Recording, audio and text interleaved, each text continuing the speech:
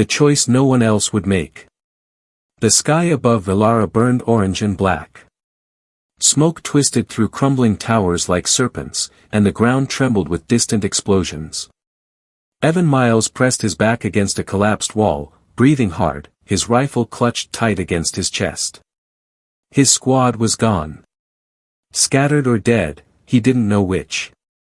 The enemy had hit them fast, harder than anyone expected. Now he was alone in a city turning to ash.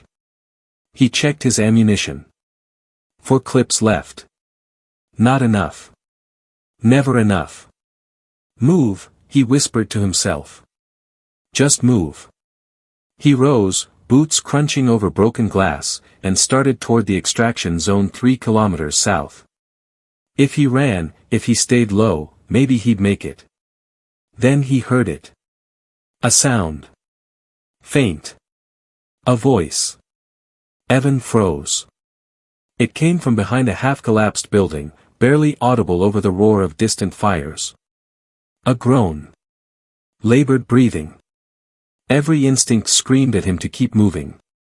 But his feet turned anyway. He crept forward, rifle raised, and rounded the corner.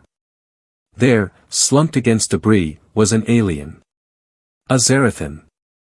Evan recognized the angular features, the pale silver skin, the sharp ridges along her jaw. Her armor was cracked and scorched, one arm bent at a wrong angle. Her legs lay twisted beneath her, unmoving. Blood, dark blue, almost purple, pooled beneath her body. She looked up at him, eyes wide with pain and something else. Fear. Human, she rasped in broken English. Her voice was rough, desperate. Please, help. Evan's grip tightened on his rifle. The Zarathan were allies, technically. An uneasy truce forged by politicians and commanders who never had to fight beside them. On the ground, it was different. Trust was thin. Cooperation was rare. And now she was asking him to save her. Where's your squad? Evan asked, scanning the area. Gone, she said. Her breathing was shallow, uneven. They left me. Evan blinked. They what? Could not carry me. Protocol says. She winced, gritting her teeth. Leave the injured. Save the strong. Evan stared at her. His mind raced. Protocol. Logic. Survival. The extraction point was 3 kilometers away. Carrying her would slow him down. Maybe get him killed. But the look in her eyes, the resigned acceptance of death, made something twist inside his chest. He lowered his rifle. What's your name? He asked. She hesitated. Lyris. All right, Lyris. Evan knelt beside her, slinging his rifle over his shoulder. I'm Evan. And I'm not leaving you. Her eyes widened. You cannot. Yeah, I can. He slipped his arms beneath her, one under her knees, the other behind her back. She was lighter than he expected, her body lean and angular. Hold on. Lyris gasped as he lifted her. Pain flashed across her face, but she bit it back. Her uninjured arm wrapped weakly around his neck. Why? She whispered. Why would you do this? Evan adjusted his grip and started walking. Because no one gets left behind. Not on my watch. She said nothing. Just stared at him, confusion and something else, something almost like hope, flickering in her alien eyes. The city groaned around them. Buildings swayed, concrete cracked, and somewhere in the distance, something roared. Evan moved quickly but carefully, his boots finding solid ground, his eyes scanning every shadow. There, Lyris said suddenly, pointing with her good arm. Left. Faster route. Evan glanced at her. You sure? I know this city. My people, we studied it before the war. Her voice was steadier now, despite the pain. Trust me. Evan hesitated. Then he nodded. All right. Left it is. They moved through narrow alleys and collapsed corridors. Lyris directed him, her voice quiet but certain. Twice, they heard footsteps, enemy patrols, and she warned him just in time. Her hearing was sharper than his, her senses tuned to frequencies he couldn't detect. Stop, she whispered once, her body tensing. Evan froze.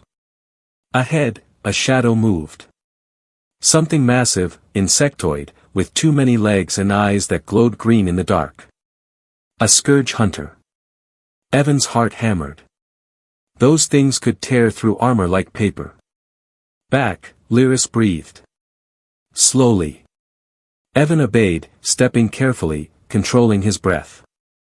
The creature sniffed the air, its mandibles clicking.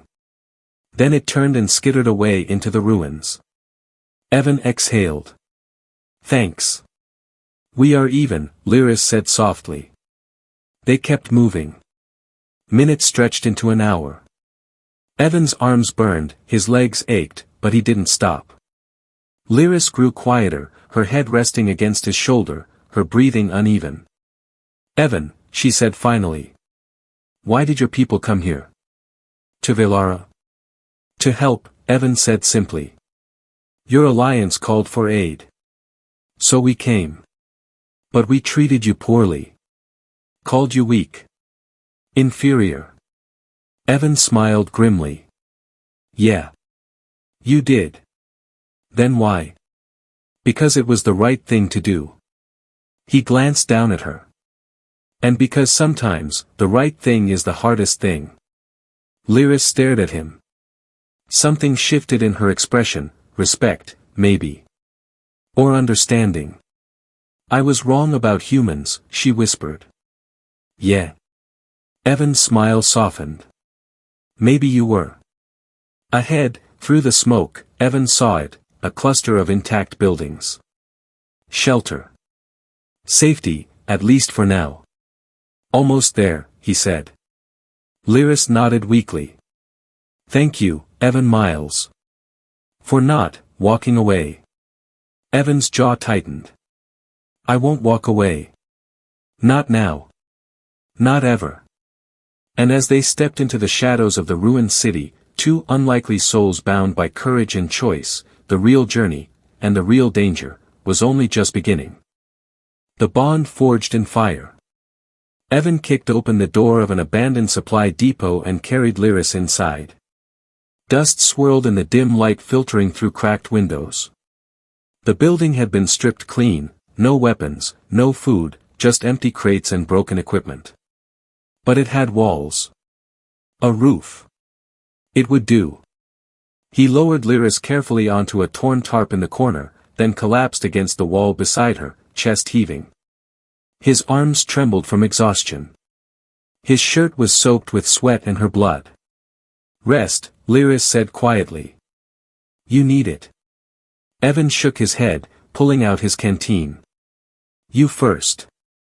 He held it to her lips. She drank gratefully, then pulled back.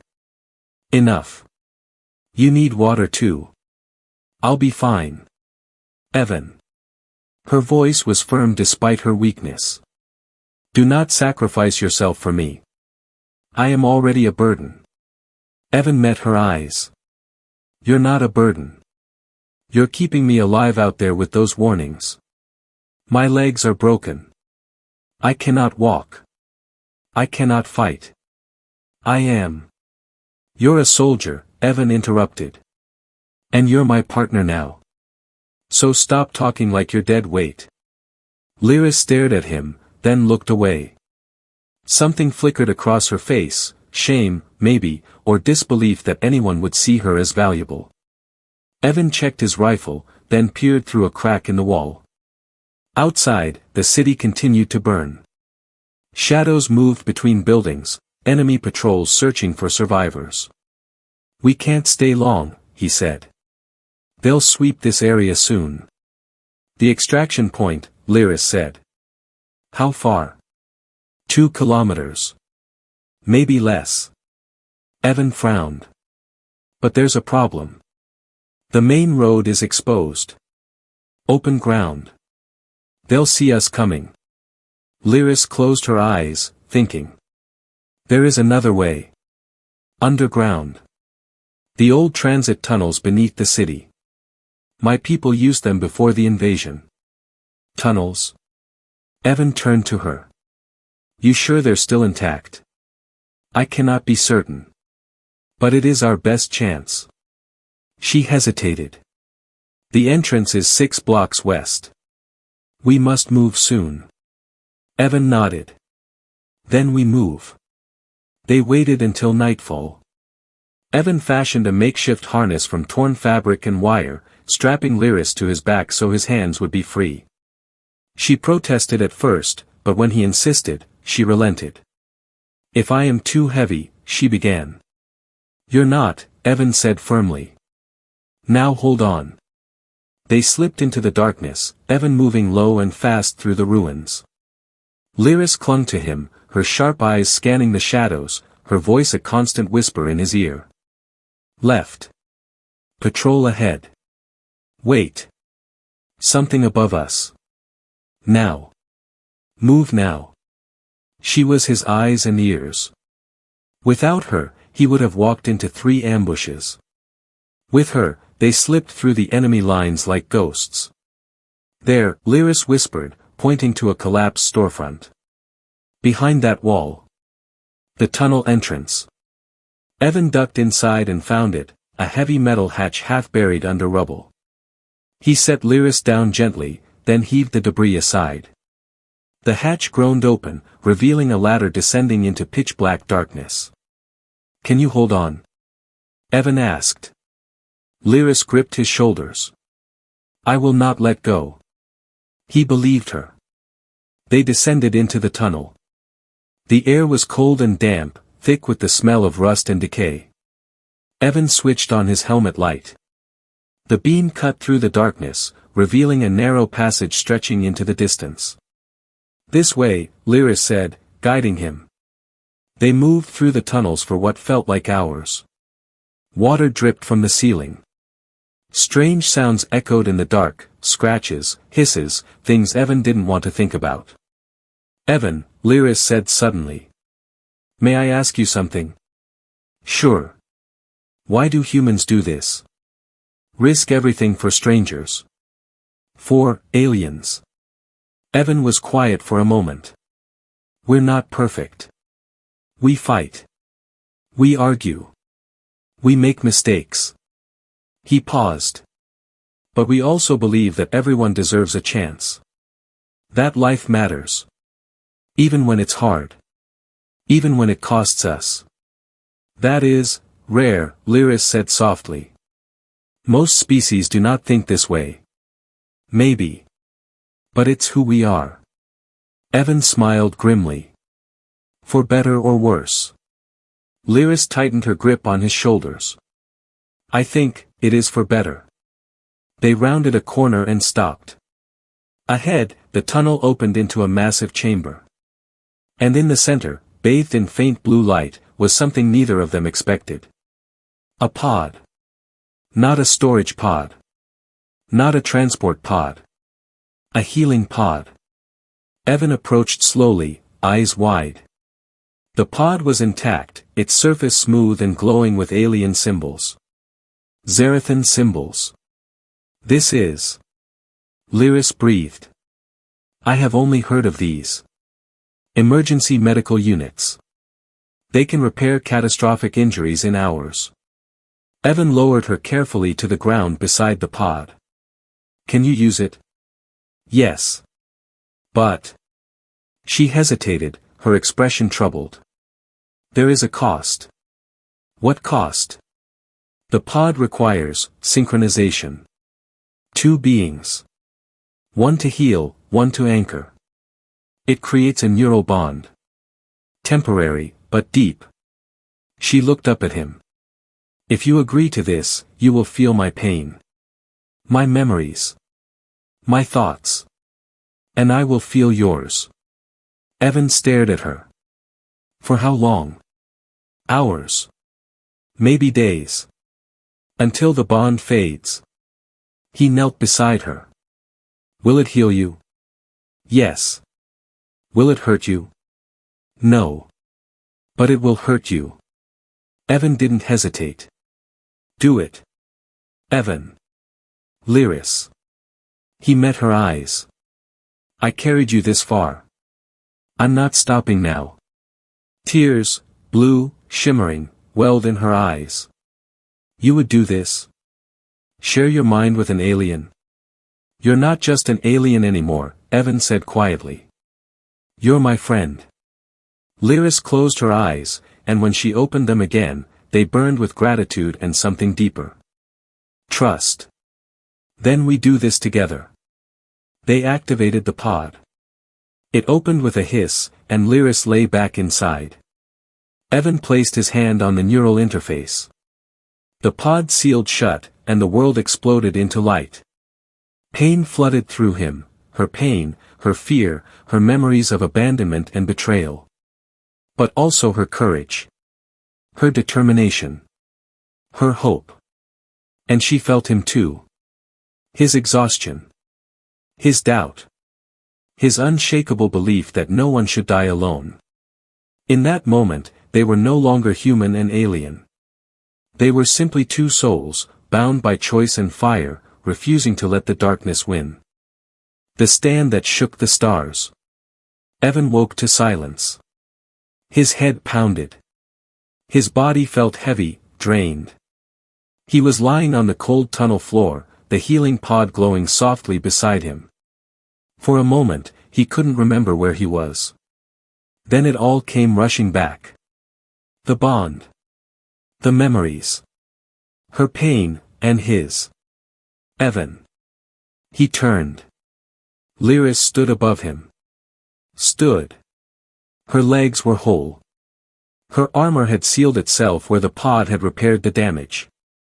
She moved smoothly, testing her weight, flexing her fingers. The paralysis was gone. The brokenness, erased. But her eyes were different now. Deeper. Knowing. You're okay, Evan breathed, pushing himself up. Thanks to you. Lyris extended a hand and pulled him to his feet. Her grip was strong. I felt everything, Evan. Every choice you made. Every moment you could have left me but didn't. Evan looked away. You would have done the same. No. Her voice was quiet. I would not have. My people, we are taught differently.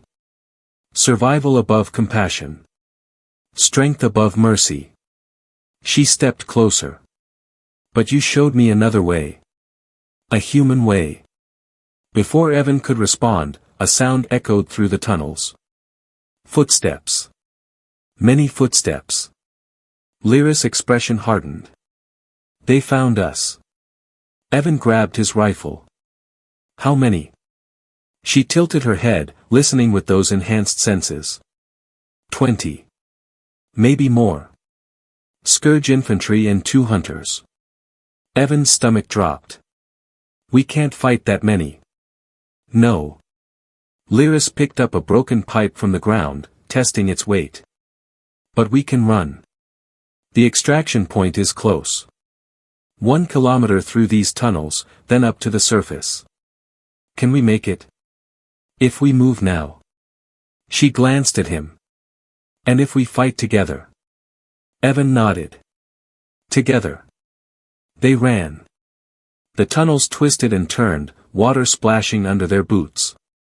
Behind them, the sounds grew louder, shrieks, roars, the scrape of claws on stone. Left. Lyris shouted, pulling Evan around a corner just as energy fire tore through the space where they'd been standing. Evan fired back, his shots precise. 2 Scourge soldiers dropped. But more poured in behind them. Stairs ahead. Lyris pointed. That leads to the surface. They sprinted up the crumbling staircase, emerging into the ruins of a plaza. The sky was brightening, dawn breaking over Velara. And ahead, just visible through the smoke, were the extraction shuttles. Salvation. But between them and the shuttles was an open killing field. No cover. No protection. And the enemy was right behind them. Evan, Lyris said, her voice steady. I will hold them. What? No. You must reach the shuttles. Warn the fleet. She pressed something into his hand, a data chip. I found this in the tunnels. Enemy invasion plans. Coordinates. Targets. This information will save millions. Evan stared at the chip, then at her. I'm not leaving you. Not again. You are not leaving me. Lyris smiled, the first real smile he'd seen from her. You are trusting me. Like I trusted you. The scourge burst from the tunnel entrance. A wave of teeth and claws and rage. Lyris turned to face them, her makeshift weapon raised. Run, Evan Miles. Run and show them what humans do when the galaxy needs them. Evan's chest tightened. Every instinct screamed at him to stay, to fight beside her. But she was right. The data had to reach the fleet. I'll come back for you, he said. I know. Lyris' eyes burned with fierce determination. Now go. Evan ran. He ran harder than he'd ever run in his life, his legs pumping, his lungs burning. Behind him, he heard Lyris roar, a battle cry that shook the ruins. Energy fire lit up the plaza. Explosions boomed. She was buying him time. He wouldn't waste it. Evan burst into the extraction zone. Human soldiers turned, weapons raised, then lowered them when they saw his uniform. Get this to command. Evan shoved the data chip into a sergeant's hands. Enemy plans. Critical intelligence. Now. The sergeant nodded and sprinted toward the command shuttle. Evan turned back toward the plaza. Smoke billowed. The sounds of fighting had stopped. No, he whispered. He started running back. Private. Stand down, an officer shouted. Evan ignored him. He crossed the killing field, rifle ready, heart hammering. And then he saw her. Lyris stood in the center of the plaza, surrounded by scourge bodies. Her armor was scorched. Blood, both hers and theirs, covered her arms. But she was alive. And she was smiling. You came back, she said as he reached her. Of course I did. Evan gripped her shoulder. No one gets left behind. Remember? Lyris laughed, a sound like crystal breaking, beautiful and sharp. I remember, human. Together, they walked back to the extraction zone. The shuttles lifted off, carrying them away from the burning planet below. 1 week later, Allied Command Station. Evan stood in the briefing room, uncomfortable in his dress uniform. Beside him, Lyris wore formal Zarathan armor, the silver polished to a mirror shine. In front of them, officers from a dozen species watched a holographic display. The intelligence you recovered has changed everything, the human admiral said. We intercepted 3 invasion fleets. Saved 4 colony worlds. Millions of lives. The Zarathan commander stepped forward, her expression unreadable. Then she did something Evan had never seen a Zarathan do. She bowed. You honored my warrior when her own people did not, she said to Evan. You showed courage that defies understanding. And you. She turned to Lyris. You have proven that strength is not only in the body. It is in the heart. Lyris stood straighter. I learned that from him. The commander nodded. From this day forward, the Zarathan will remember. When all others abandon the fallen, humans stand firm. When logic demands retreat, humans choose compassion. This is not weakness. She met Evan's eyes. This is humanity's greatest weapon. The room erupted in applause, species that had barely trusted each other now united by one human's impossible choice. 2 months later, Joint Training Facility. Evan sat on the edge of the landing pad, watching the stars. Footsteps approached, Familiar now. Cannot sleep? Lyris asked, sitting beside him. Thinking. About? Evan smiled. About how one choice changed everything. I could have run. Should have, probably. But you did not. No. I didn't. He looked at her. You doing okay? After everything? Lyris nodded slowly. I am. And I have been reassigned.